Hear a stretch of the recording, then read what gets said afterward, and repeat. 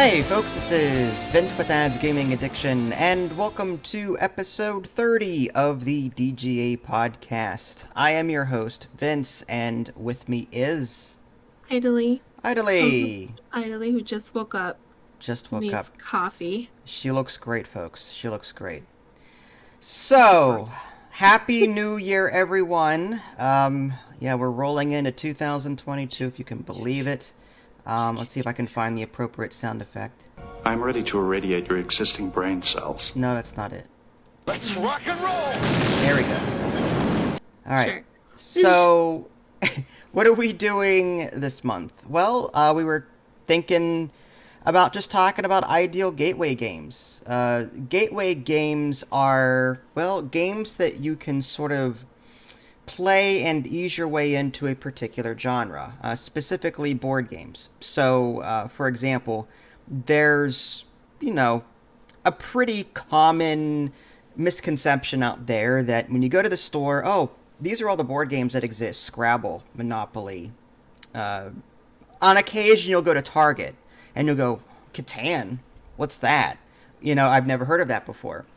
But a lot of people are like, they're used to the mom and pop. When you go into, let's say, a 80s or 90s board game closet, you expect your Scrabble, you expect your Monopoly, your categories, typical party stuff that you would find anywhere. But, for those of you that have actually, delved a little deeper, you'll discover that there's thousands upon thousands upon thousands of board games out there that are way more complicated. So if you've ever noticed this before, you're probably wondering, well, where do I start? What games do I play now that I know that all of these other games exist? So that's what a gateway game is. A gateway game kind of introduces you to a particular concept or genre. So rather than do like a top 5 or top 10 list, we just kind of brainstormed regarding different genre types and mechanics, and we'll go through each one and then give you our recommendation as to what gateway game to start with. So, diving right into it, I guess we'll start with tile-laying games. And I actually have video, so bear with me here. And play. There we go. Okay, yeah. So professional. So, oh, that is the wrong entry. There we go. I was gonna say, that's tile? That's, no, see? I told you I'm starting off great. So, what you're looking at here is a game called Carcassonne. Some people call it Carcassonne. It's not Carcassonne, it's Carcassonne. Carcassonne is a name of a French town or village, if I remember correctly. Anyway, so Carcassonne has, the main concept behind Carcassonne is a tile-laying mechanic, where you draw a tile from a stack of face-down tiles, and then you place it. And everyone is doing this onto the same grid. So you guys are all building this grandiose town or village. And every time you place a tile, you have the option of putting a meeple down on the tile that you place. And if you complete a circuit, so to speak, meaning if you put your meeple on a road, and then later that road is completed, you get to take the meeple off and score points. If you put your meeple, a little person that you get, on a castle, and then you complete the castle by surrounding it on all sides, you get to remove the meeple, and you get points. So there are multiple ways to complete different features in this game, landmark features, and in doing so that earns you points. And how well you place your meeples and how well you complete certain features with your meeples on them will typically determine how well you do. So Carcassonne here is like a great gateway game into tile laying. There's a ton more tile laying games out there. You've got like the Castles of Burgundy, you've got Takenoko and King Domino, but I think Carcassonne is a good place to start. King Domino, I could argue, is, that's also fairly, kid-friendly and user-friendly, so King Domino might be another option for you. But the more wider known and the more original game is Carcassonne. Now, you've played this, Idly? Have you... Yeah, this is... Carcassonne was like one of the very first... Sorry. That deserves a... Shut up, Wesley. Yeah. Carcassonne Shut was up, Wesley. one of the first games that you introduced me to, and I think it I kind of didn't like it, and the more tile-laying games that I played with you, the more I was like, okay, I guess I'm not a very tile-laying kind of person. You are, though. You do very well, in my opinion. Maybe. I really liked King Domino. I think that was the fun one, probably because it had more strategic thinking, I think, and it was like kind of fun. Yeah, everyone has their own grid in King Domino. Like, you have your own 5x5 grid that you're trying to build on. In Carcassonne, it's a shared grid.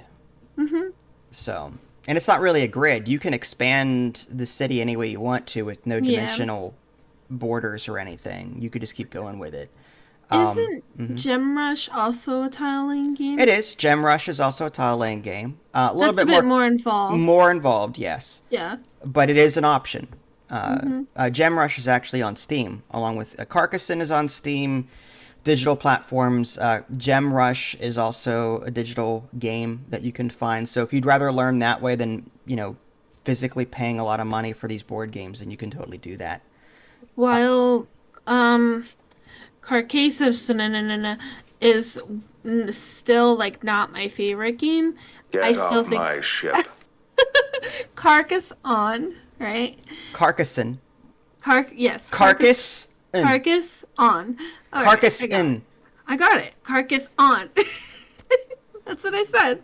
While Proceed. it's not one of my favorite games, it's a great gateway game, and I'm actually really glad that was one of the first games I played with you that introduced me to tiling stuff. Mm-hmm. So I as much as I like Carcassonne, one of the issues that I have with it is that you draw a tile and you place it. There's no control whatsoever over what you have. Games like Sorrow, on the other hand, which is also tile laying, you have a hand of 3 tiles, and you pick one of them to place, and then you move your dragon along the path. And one could argue that Sorrow, I think, is another contender for tile laying, just because of how simple it is. So, yes, Carcassonne, absolutely one of those gateway games, those classic gateway games. But, Carcassonne, I would look at that one if you're interested in tile laying. Pick up a tile, place it. If you want other options, Sorrow, King Domino, Takenoko is a bit more involved. Castles of Burgundy is the more advanced. That's thinky. So just be wary going into that one. But yeah. one of my favorite games that this one led me to was Planet Zoo. I think it was called Planet Zoo. Planet Zoo? No, sorry, Planet. Planet. I'm thinking of my own video game. Wait a minute. Just Planet. Sorry. No Someone's Zoo. been playing a little bit too much from Frontier Games. A little bit. Planet Zoo, the same video game developers that also did Planet Coaster. Planet Zoo. She loves those. Anyway, yes, the board game Planet has it gives you this polygonal shaped planet, and you attach pieces to it, magnetic pieces, and you're building your planet. And how well you do that determines your score. So yeah, there's a lot of options out there, no doubt. But yeah, Carcassonne, Sorrow, I think these are fantastic gateway games to get into. Moving on, there's a hand-passing genre. I'll go ahead and just play that real quick. This particular genre typically involves you getting a hand of cards, and you typically take a card from your hand, put it on the table in some way, and then you pass your entire hand to the next person. You receive the person's hand from your right or whatever it is, and you play one of those cards. You pass, take a card, pass, take a card, pass, and you just keep doing that until you're out of cards, and then you score.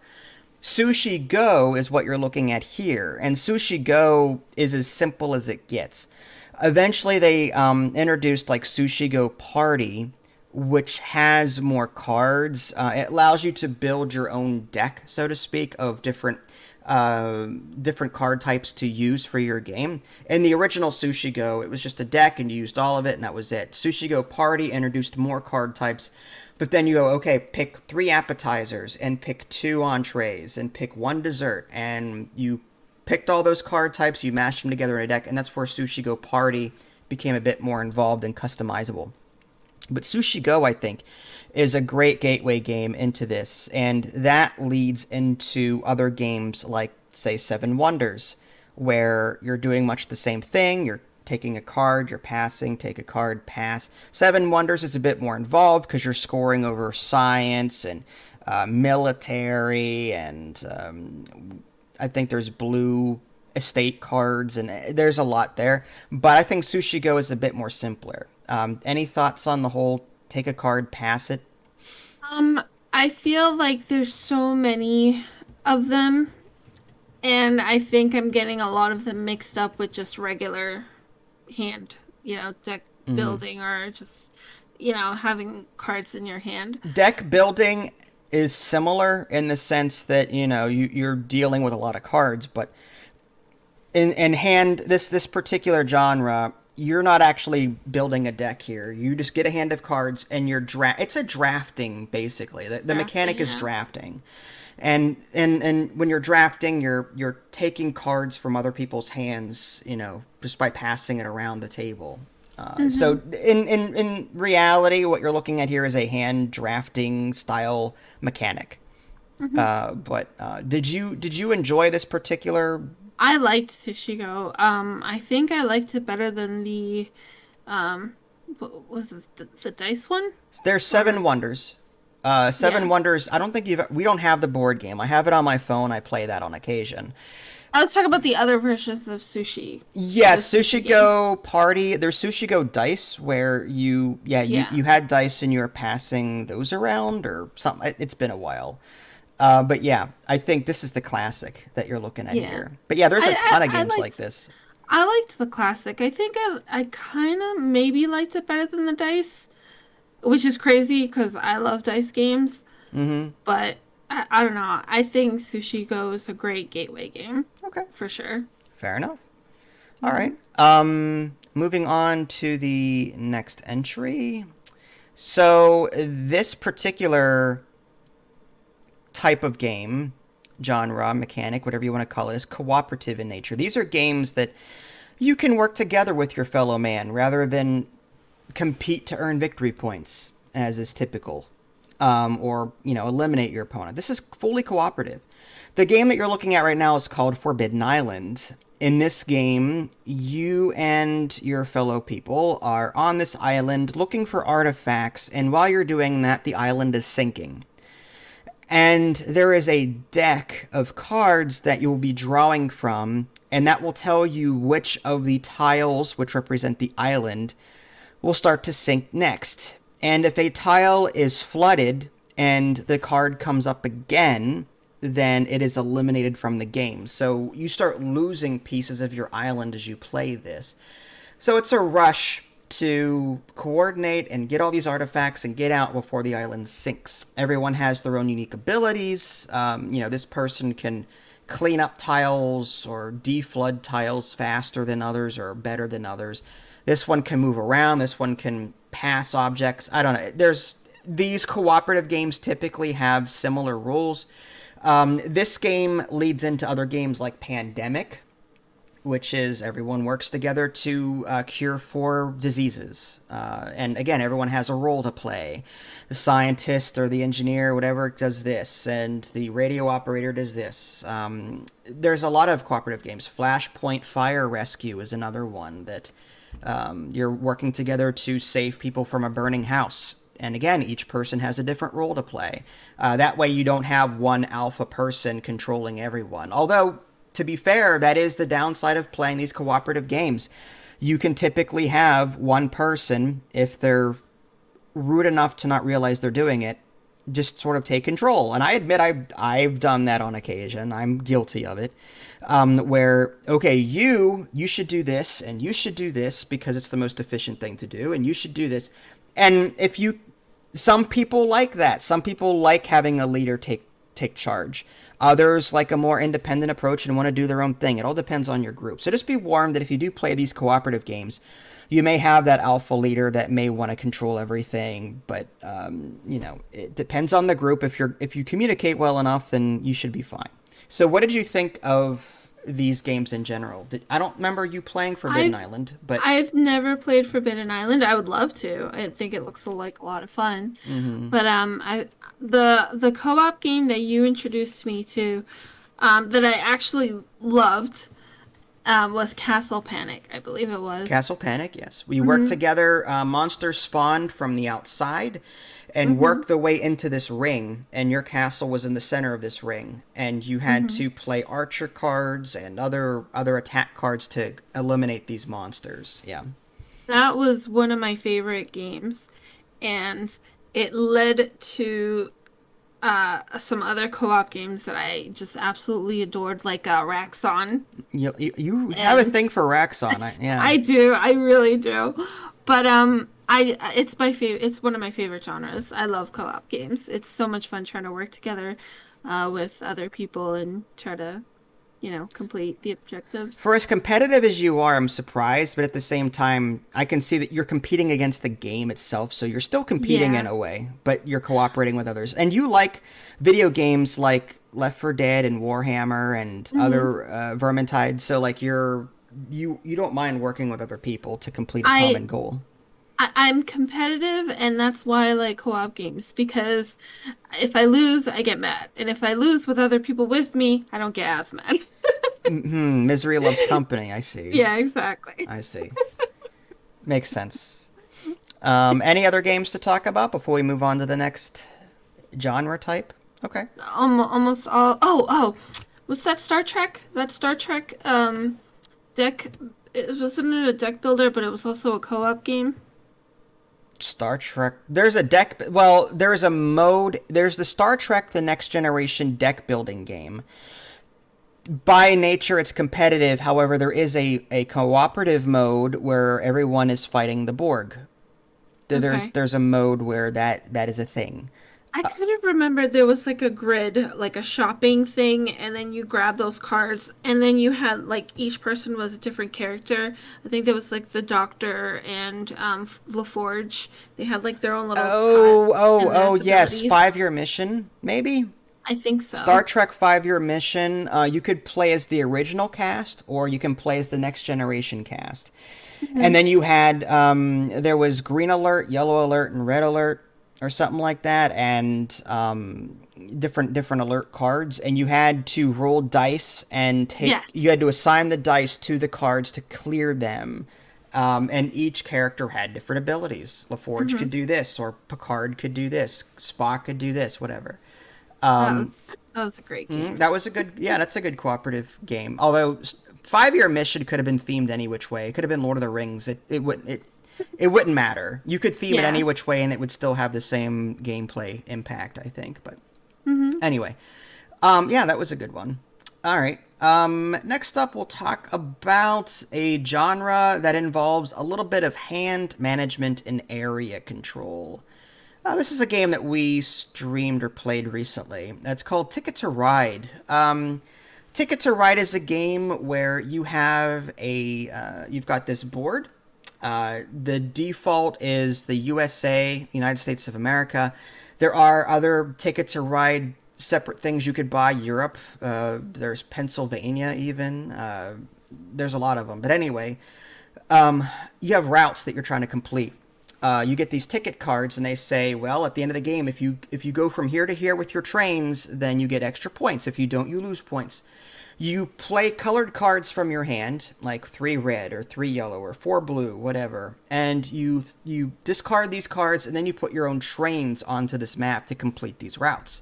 So different routes have different color requirements. So, if you need to get from here to here, you might need exactly 5 red to do it. Want to get from here to here, you might need 6 white. So you've got hand management that you're worried about, like, I've got all these cards, but now the game's almost over and I can't play them all now. So there's also a little bit of area control. people can't share routes in this game. So, like, if you're trying to get from here to here and someone else takes something in between, you've got to go around. And the strategy here is, like, do I tip my hand and start playing routes now and try and complete them now and then tip people off as to where I'm going? Or do I wait and hope that no one takes the routes that I'm going after? So there's like a risk reward for either way. And this can be a pretty cutthroat game. In the last game that we played, I think Ida Lee was trying to get from A to B, and she was completely cut off. Nick and I, a friend of ours, we played routes that completely blocked her off from getting to where she needed to go, and that was not very helpful for her. Yep. So Ticket to Ride, I think, is a great gateway game into something like this where you're managing a hand, and there's also a little bit of area control involved. Other games in this particular series I have written down. Power Grid, that involves a little bit of auctioning as well, but there's still a board. There's an economy with the various resources. There's Airlines Europe, which is stock. That deals with stock, which there's a board and you're putting airlines down, but there's also a stock mechanic. Fantasy Realms, there's a bit of hand management there where you're trying to get the perfect hand of cards to score the most points. So this particular entry has a lot of variations, and there's no perfect exact match to it. Just because there's like there are multiple games out there that encompass more than one particular type of genre. You know, this game can have hand control, economy, and auctioning. This other game could have area control, hand management, and could be a pass and play. Games could have multiple genres or mechanics. So there's no perfect match, to like no perfect stepping up stone. But Ticket to Ride, I think, is a great starter game for those that are interested in managing a hand of cards and playing them, and also managing stuff on a board and trying to do stuff. What do you think of Ticket to Ride as a game? Like, is it? I agree. This is another one of those games that you first introduced me to, and I don't like area control at all. I get so mad with the whole like tug of war back and forth, getting blocked. It like drives me up the wall. But I love the hand management, and I remember liking this game because of the hand management, and that down the line, I played Fantasy Realms with you, and I just fell in love with that because it was solely hand management. Right. There was no board to worry about. The only thing, I mean, people would discard cards to the table, and you could pick up those. But yeah, there was no like routes that you had to complete. There's no extra steps. It was just manage your hand, get the best score, make cards jive, you know? Yeah. And I did like Ticket to Ride a lot, but I liked it a lot more when they introduced stocks. I thought that was actually kind of cool. That was the Pennsylvania expansion. Or not expansion, but yeah, it was a separate, It was actually kind of cool, and I thought I wouldn't like it because I'm not, like, I don't like bidding games. I don't like the stock. Like anything economic. Auctioning. Yeah, like that's, I mean, I don't know. I like economic games. I always say economic. It could, right. I can never say that word. No, but, right. I'm usually not, I don't do well with bidding and making my own way, I guess. I don't know how you like money making and businessy games like Stockpile, for example. Do you remember Stockpile? I don't have an economics. I don't have every genre listed, and economics wasn't one of them. But Stockpile is a good entry level, I think, stock market type of game. But that is not your preferred genre at all. I think. It doesn't have like bidding in there. There is auctioning where you're correct. You're bidding back and forth on particular cards that are laid out. Some are face up, some are face down. So sometimes you don't know what you're getting. Yeah. But Stockpile. I know you don't like that one. I don't mind it. I'm not even that bad at it. I'm just it gets me sweating. Games that make me sweat too much really Stretch put a out. damper. Yeah. Yeah. That's why I like poker. It's either all or nothing. I'm that type of gamer. Just it's either all or nothing. None of this little. Maybe I'll do a little bit here. Maybe I'll do a little bit there. Poker involves bidding, though. I'd hate to tell you. Yeah, all or nothing. Wow. So wait, you're the type of person that's all in or fold. Yeah. Yeah. Wow. I usually fold, but yeah, all in. You fold 9 out of 10 times, and then when you've got a good hand, you all in. People can they can sense that and will fold. That's where bluffing comes in. You gotta That's why I don't play poker in real life. I see. Only in game. That's smart. That's smart. So Ticket to Ride.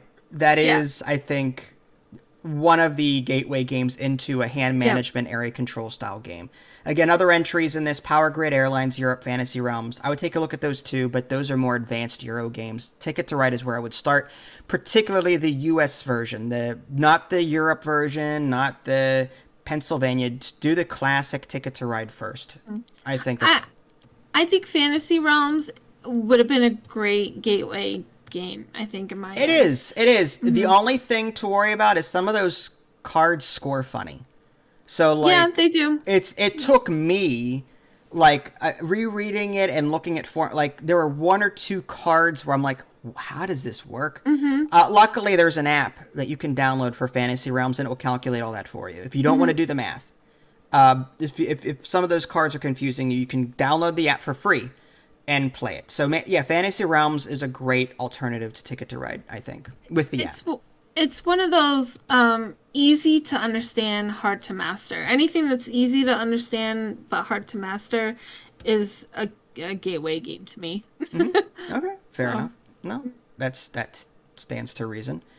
All right, what do we have next on our list here? Deck building. Engine building, I should say. Engine building. So the game that you're looking at here is Splendor, and engine building typically involves you starting off with nothing, and over the course of the game, you earn assets. Assets is a economic banking term for, physical property of some kind. You're earning stuffs, and these stuffs are permanent, and they will help you buy other stuffs. Well, that's what engine building is. You're improving your personal tableau in such a way that will help you create these crazy chainable actions or whatever in the future to make yourself more powerful. In the case of Splendor here, you're using throwaway, you on your turn, you're just collecting gems. They're consumables, so when you use them, you lose them. But when you start buying cards, these cards have gems on them too, and they're permanent. So you can use the consumable gems and the cards that you're collecting to help you buy the more advanced cards on the table and earn more points. That's the typical gameplay flow. And Splendor, I think, does this very well. The board game version is beautiful. The chips are nice and hefty and thick. And the card's really nice to look at. And the video game rendition is also just as nice, I think. In the video game version you're looking at here, there's an AI that you can play against. I think it's on Tabletop Simulator as well. But there are a ton of other engine building games out there that you can get into. Just to name a couple of examples are Steampunk Rally, where you're building your own little steampunk ship and you're racing in a racetrack. It's a Wonderful World. Wingspan is a very beautiful bird building game, which is crazy to think about.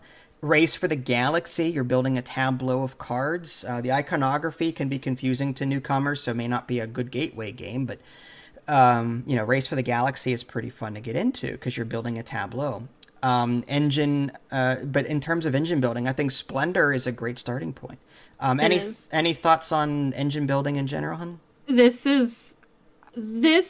Splendor. What is the Splenda? Splendor. Splenda is a sweetener. Splendor. Yes, okay. I get them mixed up. Shut up, Wesley. Splendor is a great gateway game. It's fantastic, and it's one of those games that you can just keep coming back to, which is it's a simple game. It's hard to master because of strategies, many strategies you can use. But man, it's a good one. I like the fact that there are in Splendor, there's not Splenda, but Splendor. There are people on the side. I can't remember what they're called, but nobles. And if you collect so many red cards and so many brown cards, so as long as you collect the requirement, you can grab these nobles and they score you extra points. So you are building an engine of different colored gems, but at the same time, you may want to build a particular engine to grab these nobles and get extra points. So yeah, it's not that complicated, but it's deep enough it'll keep you busy. There's replayability there. Would Dominion kind of be a engine builder? That's a deck more builder, and we'll deck talk about builder? that. Mm-hmm. Oh, okay, sorry. What about Terraforming Mars? Terraforming Mars is an excellent engine builder. It's not a gateway, though. I don't. It is think not. It is. It's complicated. I would not recommend Terraforming Mars as your starter deck build or engine builder game, but it is one of the ones that I prefer. It is an excellent engine builder. It's very complicated, but it hits all the right spots with me. There's also the card game too that recently released, the Ares Expedition, and I really liked the Ares Expedition as well. More so than the board game, just because the board game had crappy components when it released. Like, it was overhyped, $80 to buy it, and none of the player boards were grooved, so you had cubes sliding off. It was just, I don't know, poor quality in my opinion. The gameplay was great, don't get me wrong, but the Ares Expedition totally fixed that just by having cards. In fact, it's not just me complaining about Terraforming Mars. Other people have too. If you go on Etsy, there's a ton of separate player boards that you can buy to fix the problems that Terraforming Mars has. So for those of you that, how could you dish on Terraforming Mars? Well, then why do these player boards exist if there is no problem? Anyway, Another gateway to an engine building game is Everdell. And that actually is also another gateway for worker placement.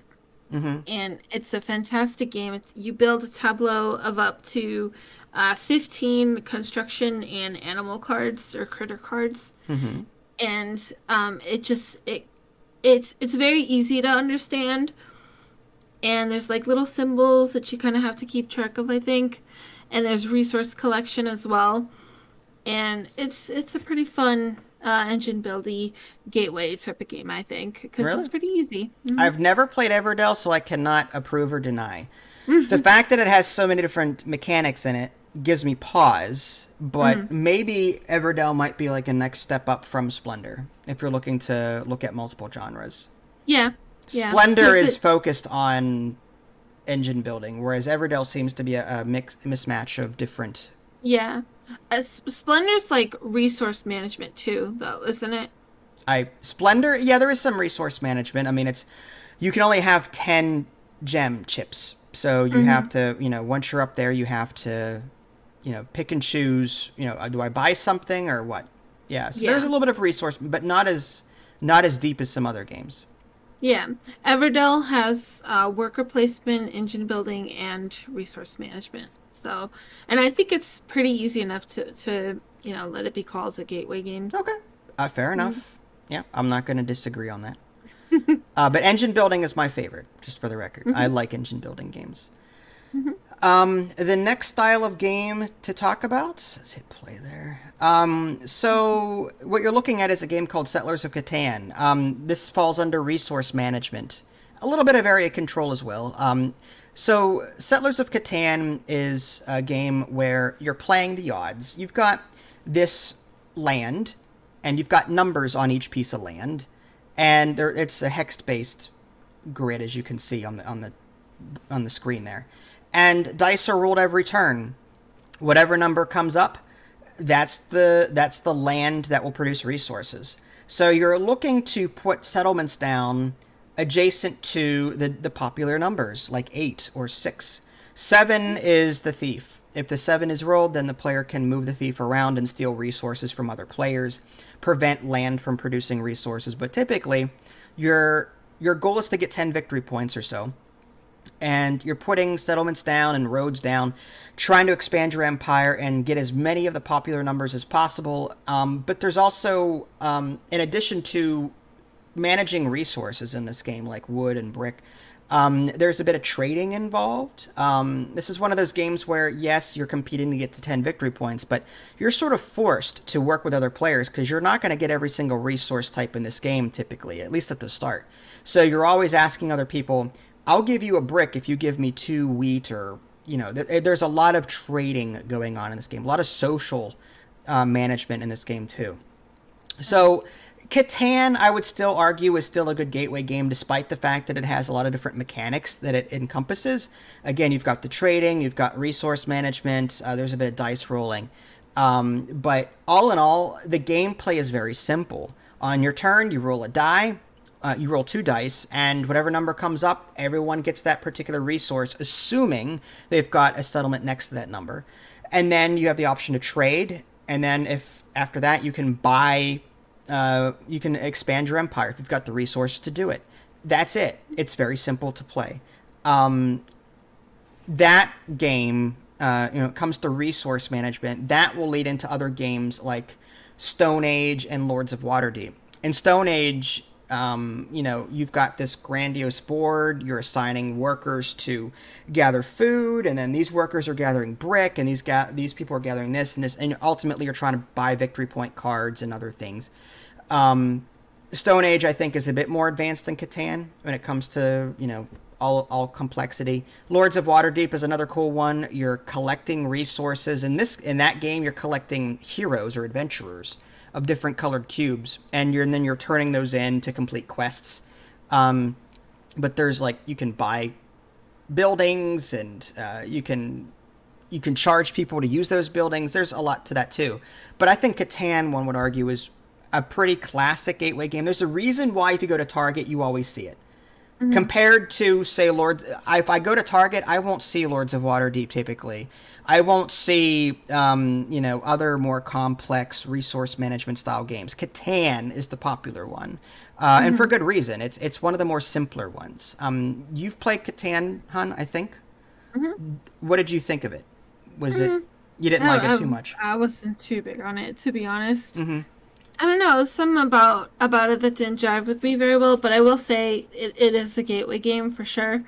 I always get it confused with Takanoko, which is another one that I really didn't like. Takanoko is a similar game. It's hex-based, but you're building pipeline, and there's bamboo, and you're trying to move the panda and the farmer around to collect to complete your goals. Hex-based games is another genre that I'm not too big into. I don't know why, but which is weird because I actually liked Civ 5 and Civ 6, but those are video games. Mm-hmm. So yeah, Catan has multiple genres for sure. Again, so this can't be really classified as just purely resource management because you've got area control too. You're fighting for land in this game, so there's a bit of area control too. But I think Catan is a great gateway game into those multiple genres there. So I guess I'll leave it at that. But if you're looking for something other than that, Lords of Waterdeep, I think, is a good step up from that. It's a bit more complicated, but it's also not that. It's not that. Just don't buy the expansions. The expansions add a lot to it. Buy the core game and stick with that for a while and see how you like it. I would recommend Lords of Water. It's D&D based if you like Dungeons and Dragons. Moving on to party games. These are games that anyone in the family can play. They're typically pretty family friendly, unless you're getting into games like Cards Against Humanity or whatever. But the game that you're looking at here is Apples to Apples, and this is a game that we played recently. Apples to Apples is very simple. The role of the judge is passed from person to person, and basically the judge draws a card, and the card might say zany or funny or whatever. It might be like an emotion of some kind, and everyone else has to contribute a card to face down to the pot. They're all mixed up, and then the judge just looks at all of them and picks one, and whoever's card was picked is the winner for that round and gets a point. Super simple, super funny, super casual. Apples to Apples, I think, is a great entry point into just the party genre. There's a lot of other party games out there. You've got your classics, categories, Telestrations, Pictionary. There's so many. But Apples to Apples is, huh? I was gonna say, I think party game is equivalent to gateway games. Yeah, it is. That and it's. I think party games in itself. I have yet to come across a super complicated party game. But if like there are party games out there that are a bit more involved that I've covered. Apples to Apples, one of the simplest, in my opinion. Yeah. Another good one is Say Anything. Say Anything is another. It has a judge system. People write on the board with a marker and they share it anyway. Wits and Wagers is another interesting one. It involves some trivia. You're betting on the correct answers. So there's a lot of good party games out there that aren't your typical Target or, your Kmart, whatever convenience store you go to. Instead of seeing Telestrations and Pictionary, Apples to Apples, Say Anything, Wits and Wagers, these are all cool party games. Charades. I like charades. Charades. Do you have any favorites? I like Just One a lot. I think that's pretty fun. Just One is a cool one. That's where I'm trying to remember. Oh, someone has their eyes shut. Everyone knows the word and has to write a one-word clue. But if anyone writes a one-word clue that matches someone else's one-word clue, the clue is eliminated permanently. And the person that has their eyes shut doesn't know that, obviously. But so you're trying to come up with clues that don't coincide with what other people have given as clues. Yeah. Just One is cool. I really liked Apples to Apples too. I thought that was fun. And I actually liked Werewords too. Werewords, that's a social deduction. I don't know if I have that on here or not. I do. We'll talk about that later. Okay.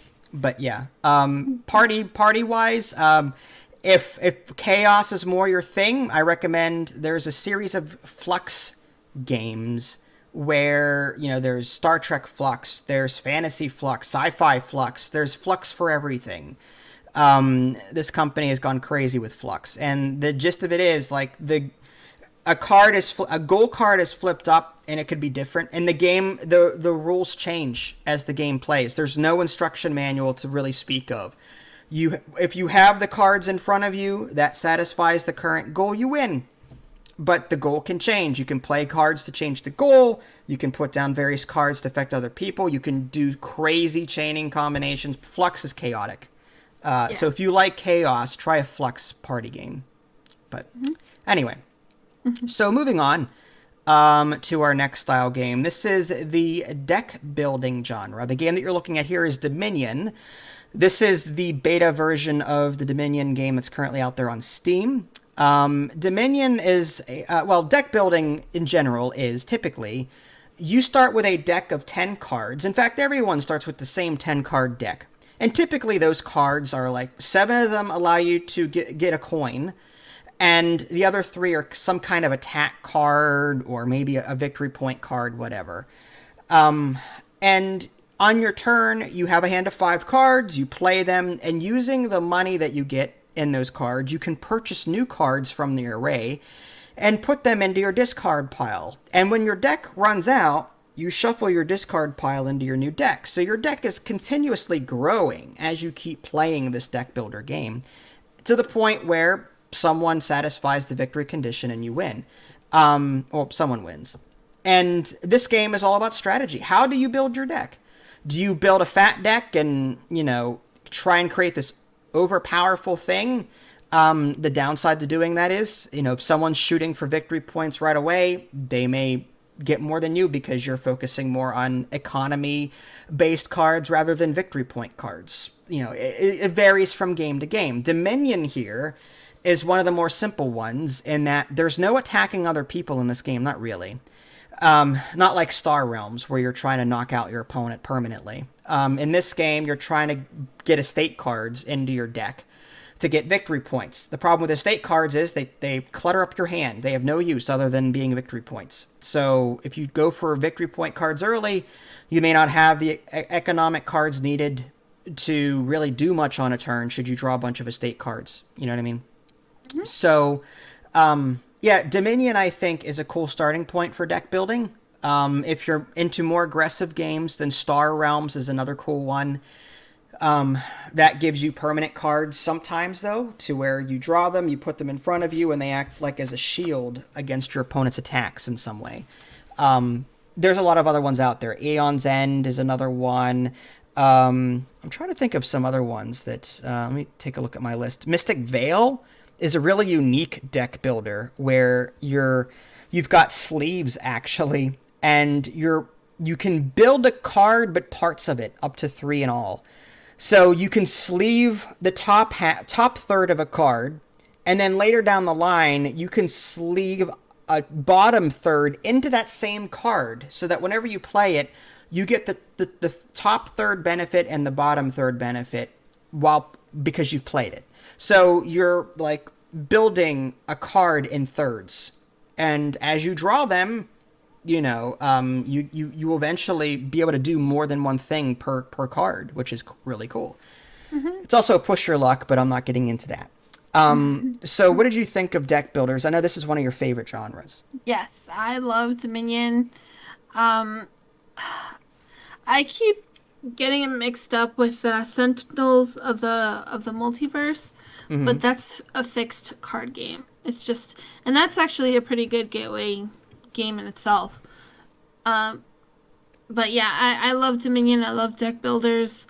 I never played Dominion until much later on. I forget which is the first deck builder I've ever played with you. Star Trek was, I don't remember if it was the Star Trek Next Generation deck builder game or not.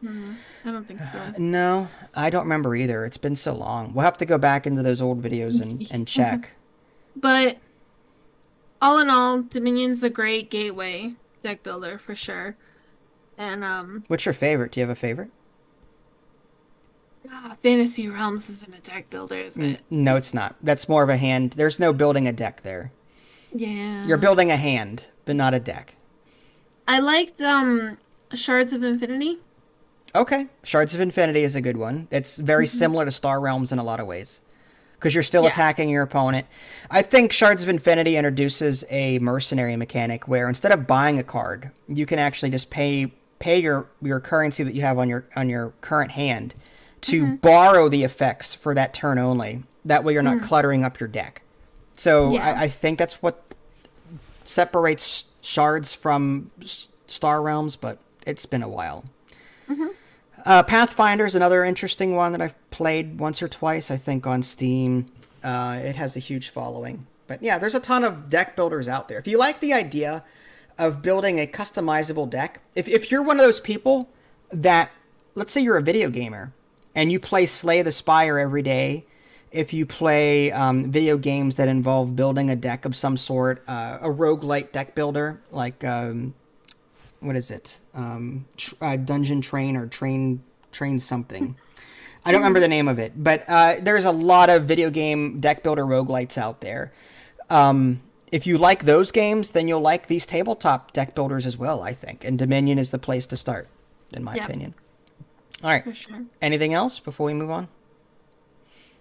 No? Okay. Moving on to, I believe, social interaction. Yeah, social deduction. This game is Love Letter. This is one of the more casual social deduction games to start with. People have one hidden rule. There's like, I want to say 10 or 12 cards to the deck in all, and that's it. And everyone gets a face-down card, and they have a hidden rule. No one knows who anyone else is. If they are able to guess who you are, you're eliminated for that round. That is this game. Let me see if I can skip ahead here, because there's a lot of fluff. Okay, there we go. So, yeah, you've never played... Well, no, you've played Batman Love Letter, haven't you? I don't have Love Letter, the card game, but I have Love Letter, the Batman version of it. You may not have played it. I remember we were on a picnic with Vinny, and we played some sort of Love Letter game. Yeah, that was Batman Love Letter. Yeah. Was it? Okay, yeah. Each role has an ability, too. Another cool thing about these kinds of social deduction games is that there are other ones out there that allow you to do some really cool things. For example, Werewolf. That's a social deduction game where, again, everyone has some kind of hidden objective, But sometimes that involves, these roles will sometimes give you special abilities that no one else can do. The seer, for example, if you're the seer, you know what the secret thing is or who everyone is, but you can't say it out loud. But if the werewolf character finds you out and kills you, then he wins, or he or she wins. So like these hidden social deduction games really create this psychological battle between the players, and I don't know. There's something to be said about trying to figure out who everyone is. It's like a game of Clue, but instead of trying to figure out who the murderer is and the room and the weapon, you're trying to figure out who each other are based on what they're doing and how they're behaving. Any thoughts about? That's fine. Any thoughts about social deduction? I love social deduction games. I grew up with logic puzzles, and those little clues, and then you have to like X. Yes. Things out. Mm-hmm. I remember I think one of the first social deduction games I played with you was Noir. Noir, that's a good one. One person was the detective and one was the thief, I was trying to hide amongst a grid of people and I kept moving people around and you're trying to figure out who I was, and I was able to kill off people on the grid. And only the murderer can do that if they're adjacent to them. So, like, I had to be careful not to tip my hand as to who I was, but also had to kill off a lot of people. So, yeah, I like Noir. That was a really cool card game. Mm-hmm. That was a fun gateway game for me, at least. But I think Clue is a pretty gateway game, and I never played it until, late in my years. So, Clue is way more popular and widely known compared to Love Letter, in my opinion. Clue's been around for a while. My favorite social deduction game, it's not really social deduction, it's more hidden movement. That's another genre. I did not write this down as something to go over. Something called hidden movement in games where one person is moving around on a piece of paper while everyone else is trying to find them. There's Clue the Museum Caper, there's Letters of Whitechapel. This is not something... Jaws, yeah, that's another thing. So, like, we didn't have time to really talk about hidden movement, but, those are, I think, hidden movement and these social deduction games are cool, but they really shine when you've got more than 3 people playing. I mean, you can play them sometimes with 3 people, but the more people, the better, typically. It's just a lot more fun. One of the, more complicated social deduction games, I think, is Alchemists. It's one of my favorites. It's not social deduction, though. Alchemist is more of a puzzle. Logic. It is. You're trying to figure out. You've got this alchemical chart. Without the social, just deduction. Oh, okay. So Alchemist is one of your favorite deduction games. Okay. Yeah, and that Planet one. What was that one that was called? I always forget the name. The Search for Planet X. Yes, that one. Another hidden, got to figure out where Planet X is among these 12 grids. But it's a logic puzzle because the game will say there's a comet in this particular in zone 11 or whatever. Yeah. And then you start getting clues like Planet X is not next to any comet, or asteroids, there is no asteroid across from this. So you're constantly like trying to narrow down where everything is. Those deduction games are a lot of fun. Did you know that they have Love Letter the Hobbit? Yes, they have Love Letter everything almost, I think. Jesus. Yeah, there's a lot of versions out there of Love Letter. But all in all, if you're interested in social deduction games, if you have a lot of people, maybe try Werewolf. There's also Werewords. If you only have like 3 or 4 or 5, maybe try Love Letter out. I think Love Letter is a good starting point. There are other social deduction games out there where there's like teams. Like there's The Resistance, another game where there's like 1 or 2 people on the bad team, and they're trying to throw everyone else off, and everyone's trying to figure out who the spies are, basically, of the group. Shadows over Camelot and Dead of Winter, other games where there's some kind of traitor mechanic. There's a little bit of social deduction there. But all in all, Love Letter is, I think, the most basic and core version of that. I'm sure there's others, but I think this is the more popular one to get into, in my opinion. Moving on. we'll talk, I guess it looks like Abstract is next, huh? So this game that you're looking at is called Blockus. In Blockus, you are trying to block your opponent from putting their pieces out. And the way the mechanics work in this game is that when you place a piece, you have to place it on a diagonal adjacency to your existing pieces, not directly adjacent. Your pieces cannot touch horizontally or vertically. It has to be a diagonal placement. However, they can be adjacent to other colored pieces. So you're putting your pieces down in such a way that hopefully block your opponent from moving out diagonally from their own pieces. It's a really cool abstract game, and I think it's a cool logic, brainy kind of game without being too complicated. I mean, yes, when you think abstract, you think chess and checkers. Those are very common, and chess is a little bit more difficult to get into, so that's why I didn't put it as a gateway game. Santorini and TAC are two other games. Santorini, I think, is a bit more friendly. But yeah, there's a bunch of abstract games out there. Is it Rumis? It might be another one. Anyway, Blockus. What do you think of abstract games? Like, do you care for them? Do you have any favorites? The first time that I held a Rubik's Cube in my hand, I was a little girl, and I was like, this is not for me. But I don't mind them. Santorini and TAC, I think, is one of the more gateway games, I guess, in my opinion, for me. And I liked Project L. I thought that was a pretty good... Project L?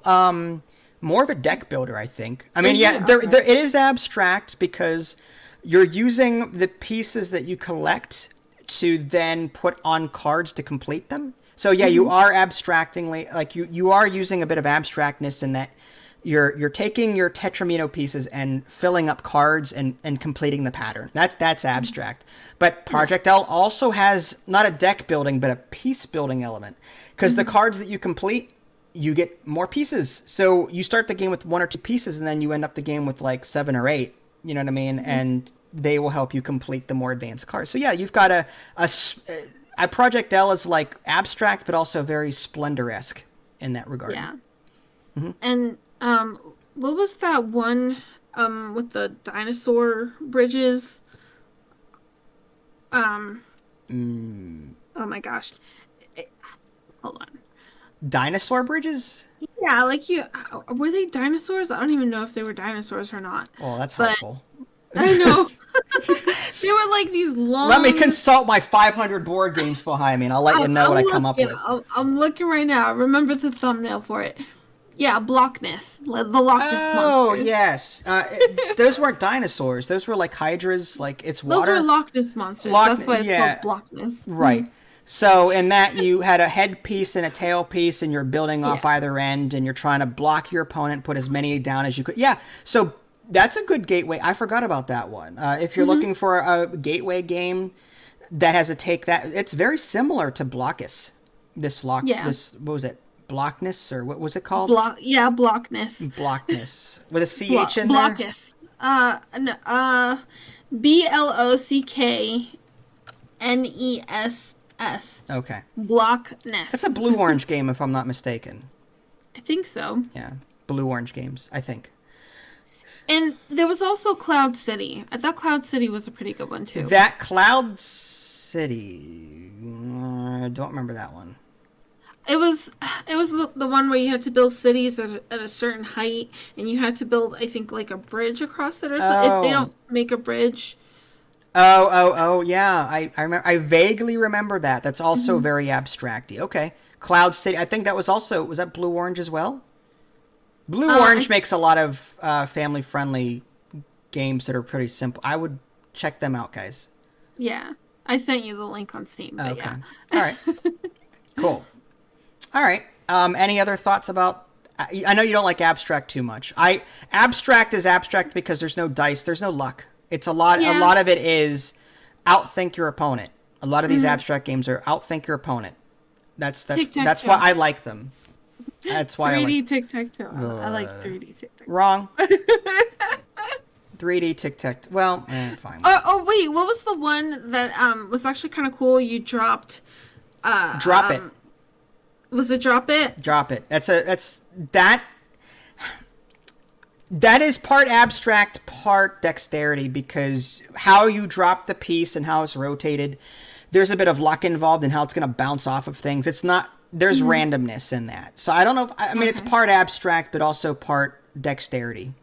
I think Drop It, dexterity is not on this list. So I will say, if you want a more, like if you're looking at a Tetris-y style game where you're just dropping things into a grid, Drop It is like a physics-based, like a abstract / Tetramino style game that you may want to look at. It's a lot of fun. I like that. Would Sagrada be considered abstract because of the stained art? Sagrada is part abstract, but also part dice drafting. Yeah, I would think it's more dice drafting, honestly. Because you're rolling dice and it's random, and there's still a bit of abstractness in how you're placing stuff, but then you're stretching. Anything could be abstract in that case, you know what I mean? Yeah. Dungeon Drop too, like you drop like a ton of dice and it looks all abstracty and kaleidoscopy. No, That's random. no. Okay. Chess is not random. Chess is you have full control over what you're doing. To me, that's abstract. Okay. You know what I mean? When you start adding random elements to it, it ceases to be abstract because you can get screwed by if there's RNG in it, it shouldn't be considered abstract. You know what I mean? Yeah. And you have Tetris Link as well, right? Tetris Link, that's also abstracty, yes. And there's no physics to that. It's just you drop it and I think Tetris Link is a great abstract game for beginners. It's very similar to Drop It, but less random. Mm-hmm. I got the perfect abstract beginner gateway game. What? Ant Queen. Okay. That deserves... Shut up, Wesley. Shut up, Wesley. Affirmative. This is Cap. Proceed. I'm just going to do all of these. I'm just going to... Humans make wow. illogical decisions. Do not hug me. See? I am going to kill him. Sorry. I protest. You're welcome, it. people. You broke the soundboard and my broke it. brain. All right. Moving on from that. Roll and Write. How do you like Roll and Writes? I love Roll and Writes. Roll and Write is a game where typically you roll dice and you write stuff on a pad. That's and how well you do that determines the winner. The game that is featured here is a game called Quixx, Qwixx, where players roll dice and you can use the dice that your opponents have rolled to some degree, but primarily you roll the dice, you use the numbers on those dice, and you fill out your grid. And there's 4 lines. There's the red, yellow, green, and blue lines. And they're numbered from like 1 to 12, 1 to 12, and then the other 2 are 12 to 1, 12 to 1. You can only go from left to right. So you're picking you're picking numbers from left to right across these 4 rows. And if you skip over numbers, you can't go back. So there's a bit of like risk reward based on what was rolled, what you decide to take, that kind of thing. This particular game could lead into more complicated ones. There's Rolling America, for example. There's Clever. Clever is one of my favorite roll and write games. It has the right amount of complexity. It's hard, though. Like, getting a high score in Clever is incredibly difficult. The RNG gods have to be with you, in my opinion. But Clever, you've got 5 or 6 different scoring grids, and when you're rolling dice, you can only pick some of them. And you're filling out this grid, and some bonuses from one grid will allow you to fill in spaces on another grid. So how you're chaining things from grid to grid and what dice you pick will determine how well you do. And typically, I don't do very well. What do you think of Roll and Write? I love Roll and Write games. I don't think I played. I think I did play Quixx, right? I think you've played Quixx. Oh yeah, is that Vinny or is that me? No, that is Vinny. That's Vinny. I'm pretty sure. Look at that. We can't even tell the same hand. That is so sad. Anyways, I don't know if if I would have liked Quicks or not. It just seems like a Yahtzee type of game, and I wasn't really into Yahtzee. But I loved all the other roll and writes, like roll through. Oh, is it not like Yahtzee? You saw my face contort? Yeah.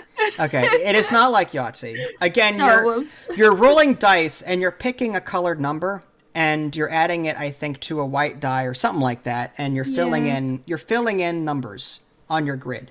It's not Yahtzee involves you getting a full house or whatever, a combination of dice. Yahtzee is more like dice thrown in that sense. Dice Throne being a competitive dice rolling game we did not talk about, but Dice Throne is pretty cool. Anyway, Quicks is more of a dice. It's like clever in the sense that you're making the best out of a bad roll in some way, you know? But the more roll and writes that I play, the more I like the more complicated ones. Like Roll Through the Ages was actually pretty fun. Roll Through the Ages is definitely it's like Civilization, the dice game, but compact in that you can play it in 30 to 45 minutes. Yeah. There was one roll and write game.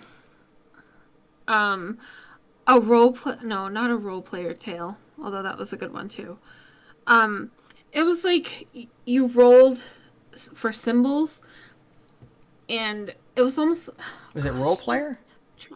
No, you rolled for symbols. It was very simple. I feel like that would have been a great gateway game, and I just totally forgot. Role Player is, I would say, moderate in difficulty, in my opinion. Yeah. Like, Role Player, folks, is an RPG game where you're actually building a character, and you're drafting dice. But I wouldn't call it a roll and write game. You're not writing anything. You're just you're building a character with it. It was very similar to Bloom. I don't know if you remember what Bloom is. Kind of. You have like an area. You roll dice, and then you draw the area of the matching color and numbers. I don't know, something like that. God, I'm so bad at this. No, you're fine. We have a lot of games, hon. We have a lot of games. I know. Oh my gosh, so many. I like roll and writes. It's just right now the names of them elude me. I should have been more prepared. It's fine. To be fair, it's New Year's and we've been busy. Okay. Yeah. So, long story short, roll and writes. I think Quicks is a good starting point. If you want something a bit more thinky, try Clever. Clever is good. There's a ton of them out there. Roll and writes, but try Quicks first, then Clever. I would start with those. Can't Stop Express is actually pretty good. Okay, Can't Stop. That's a good one. I don't recall it. I remember it vaguely, but I remember liking it. Okay. Last on my list. Apparently, I never stopped the video. So, word games.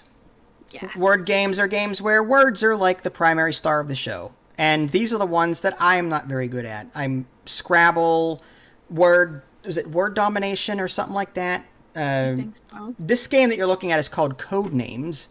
In Code Names, you typically have two teams, and one person, like the grid is a 5x5 grid, and each word on this 5x5 grid is either going to be a spy for you, a spy for your opponent, or the agent that will murder you and kill you off if you pick it. So one person on the team knows the location of all of these things and has to give like a one-word clue to the rest of their team and then tell you how many words are related to that clue. So would two. So now you're looking at the grid. Okay, what two cards relate to the word would in some way? And the clue giver has to be careful because what you think would be a good clue, people may misconstrue that clue and think, oh, this word over here just ties in this way. And you're like, no, I didn't mean you to think that. And that's where the fun of Code Names comes in. And the object of Code Names is one team has to get all of their spies picked without the other team getting theirs first. And if anyone picks that secret agent, whatever, then they automatically lose. Mm-hmm. What did you think of Code Names, and what's your favorite word game? Do you have any? Oh my gosh, I love them all. I love all the word games. All the word games. All the word games. I do think Code Names is a great gateway. But again, all the party games are pretty great gateways. Yeah. Yeah. Wordsmith, Words on Stream is a good gateway. That's video games, but yes. Yeah, that's true. Paperback is something I have written down. Paperback is a deck building word game where you have a deck of letters. I think that's a great gateway, to be honest, because if it was one of the first games that I played, I would have been learning about deck building and buying things, you know. But Paperback is a great for if you think you guys are advanced enough, and you don't want to like only tackle one genre at a time. Paperback is it features both deck building like in Dominion, but also wordplay like in say Codenames, where in what was the name of the game I just literally said? Paperback. You have a deck of letters, and the letters that you draw, you have to form a word. And then you can buy new letters from the array like you would in a deck builder, so which is really cool. So if you want to try more than one genre out, then yeah, try Paperback. There's also Hardback, but I never played that one. That was a follow-up to Paperback. I remember playing Unspeakable Words, and that was so the fun. Cthulhu-themed one where you had a hand of the more complicated you made your word from the cards in your hand, the more points you would earn, but then you have to roll an insanity die, and if you didn't roll well enough, then you got an insane token, and if you got too many of those, you were eliminated.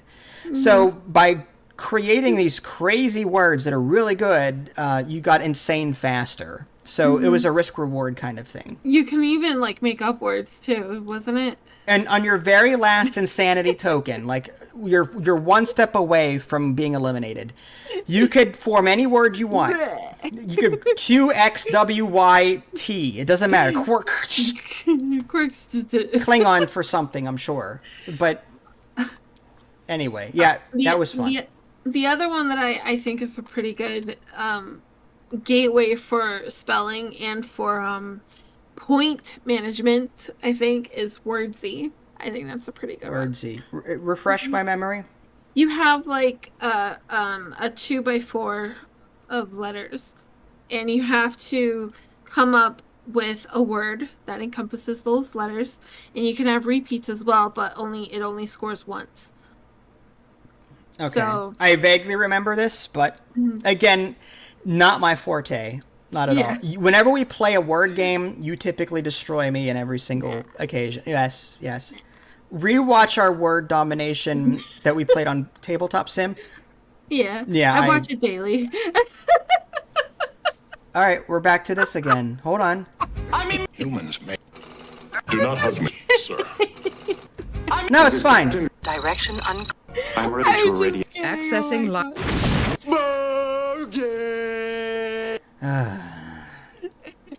Anyway. Letter Tycoon is a good one too. It's very similar to Paperback, I think. What was that? Letter Tycoon. Letter Tycoon is very similar. Agreed. Yes. Okay. Any other thoughts about any other gateway? You have anything else on your list? Yes, those word games that, like some of those that we mentioned were gateway games for words, that'll probably lead you to other things like Letter Jam, which is a more complicated one, but it's a party game and it's really fun with a lot of people. And yeah, Letter Jam is great. Letter Jam is one of those. Your opponents know what you have, but you don't know what you have, and you're trying to guess what you have. There's other games like it, like Hanabi, Hanabi or something like that, or don't remember the name of it. Hanabi, Hanabi. Hanabi. I think. Okay. It's one of those games where again you don't know what you have. Everyone else does, and they're trying to help you guess it. So it's a cooperative game in a sense. We never played Hanabi. I have it. I think Vinny and I have played it. Oh. I want to play this one. Okay. All right. Sorry. Fine. But she's right, though. This game will lead you into other ones. That's the whole point of a gateway game, is to help you discover what you like and what you don't like. So you know what genres to look up. I like Ticket to Ride, but I hate the fact that there's a board, and I hate I hate sprawling stuff out all over the place. Okay, so maybe you just like regular hand management. Maybe you would like Fantasy Realms then. Oh, I hate economic games. I hate them, absolutely hate them. But I love the engine building aspect of this. So eventually you'll start through these gateway games, figure out what genres and what mechanics you like, and then using that information, you can start buying the games that you would really enjoy. That is the whole point of gateway games. They're simple enough that where you can learn what they are and how they behave, and then you can get into the more complicated. You can get into the more complicated ones of the genres that you like, without wasting your time, because you'll know you'll like it. You know what I mean? Yeah. So, all right. Well, there you go, folks. That was our not so listy list of different, gateway games. Again, we did not cover every single mechanic. There's economy, for example. I didn't even touch on that, aside from mentioning stockpile, and acquire is another one, but I would not recommend acquire. There's too much of a runaway leader in acquire for me to really recommend it. Stockpile, I think, is a great one, even though she hates it, but I love stockpile. But yeah, there's a ton of other games out there, but these should hopefully get you started. So with that being said, I'll move quickly on to my Patreon and Twitch thank yous. Every month I read off the amounts that you contributed and your names. Patreon folks, Ratsy's pledged $135 this month for a lifetime of $4,850. It's amazing. He also donated money for like a Christmas gift, so that was so nice. Thank you. Scotty R pledged $100 for a lifetime of $2,710. Brian pledged $50 for a lifetime of $1,000. Greg Howe pledged $10 for a lifetime of $542. Mind a Lot pledged $5 for a lifetime of $140. Rip Alpha pledged $1 for a lifetime of $57. And Alyssa Barrett pledged $1 for a lifetime of $16. I did send keys to the top 3 supporters there, so go check your emails and let me know. Twitch, I don't have how much you subscribed for. Typically, it's the $5 tier. White Knight pledged for 45 months. Bessa702, 43. Rapid Amoeba, 14 total. Little Lily P pledged for 13 months so far total. And It's Joker, 1 month. So thank you, everyone, for your continued support. I do appreciate it. I am going to skip new releases and sales because right now we've got all of those sales going on. Right, Steam has that winter sale, whatever, going until the 5th of January. I'm not going to read off. There's just too many. So just go to Steam, go to Green Man Gaming, go to Humble Bundle, preferably the latter two. Humble Bundle and Green Man Gaming I'm affiliated with. Use the links in the below description. Go to the website, buy something, and I'll get a small cut from that. So go check out the various deals there. Last but not least, we'll move on to our Spanish sentence of the month, and I need the appropriate sound effect for that. So we'll do...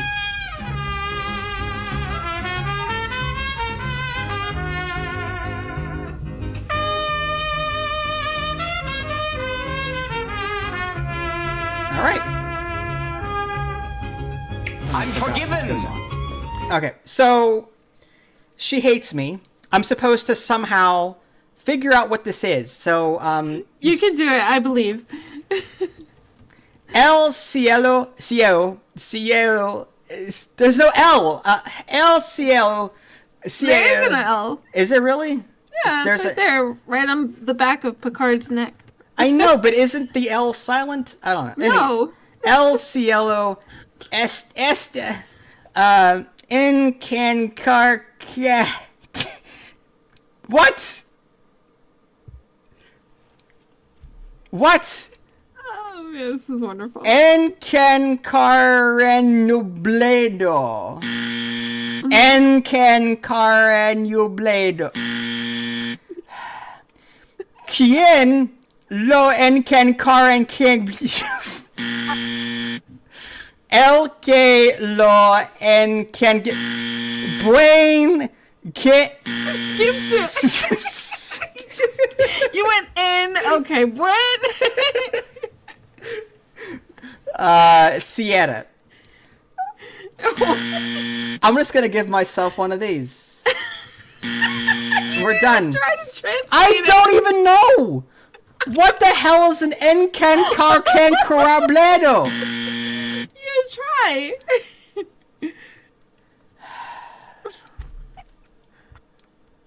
I'm just gonna say it's the. I'm just gonna say step. it's Esta's last name. Esta's last name is Encancarnubledo. Okay. So El Cielo is The L is not silent. I'll give you that. Thanks, that's very helpful. El Cielo Este. So we've got Este. And her last name is Encancarnubledo. There's no such word in the Spanish dictionary as Encancom. That's one of the shorter ones. Come on. No, it's not. No. Wrong. No, just no. I don't believe you. I think you're lying. All right, I concede. What does this mean? Okay. This says, el cielo está encancaranublado, quien lo encancranublaría. El que lo encancranubló, buen encancranublador sería. Buen encancranublador sería. What is the word encancambra? What is that? Cloudy. That is not. What? It is. Cloudy. The whole paragraph says, the sky is cloudy. Who would make it gray? The one who made it gray is the good cloud maker. That's what I hear whenever I hear the word encancarnubledo. I just hear vuvuzelas assaulting my ears. Repeat after me. Encancarnublado.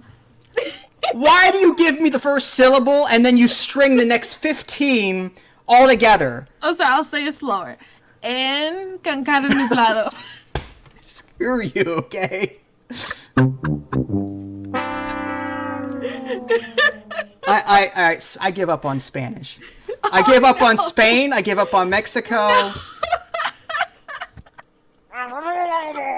That's what you sound like when you say Encancar.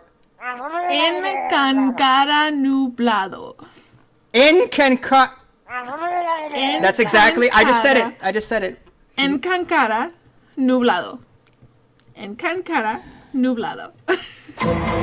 Yes. Okay. Encancaran. Why is the word cloudy 6 letters in English but a gazillion in Spanish? The same way. You know what's funny? My mind was blown when I saw the word dress in Japanese. And like igliega. Why is the letter Y igliega in Spanish? I don't know. Well, wait, you're fired. Yeah, you're fired. And I just hold on, wait. I googled dress in Japanese. It's doresu. Okay, never mind. I thought it was something longer. Very good. All right, I'm done. I'm done with this. All right. Do I deserve a mariachi band at this point? I feel like I don't. No, you tried. Didn't you try? I'm going to give myself half a mariachi. All right, there we go. So there you go, folks. That was podcast number 30. Thank you so much for your continued support. I do appreciate it. This is Vince and Ida Lee. Thanks for watching, and we will catch you guys next time. Take care. Bye, guys.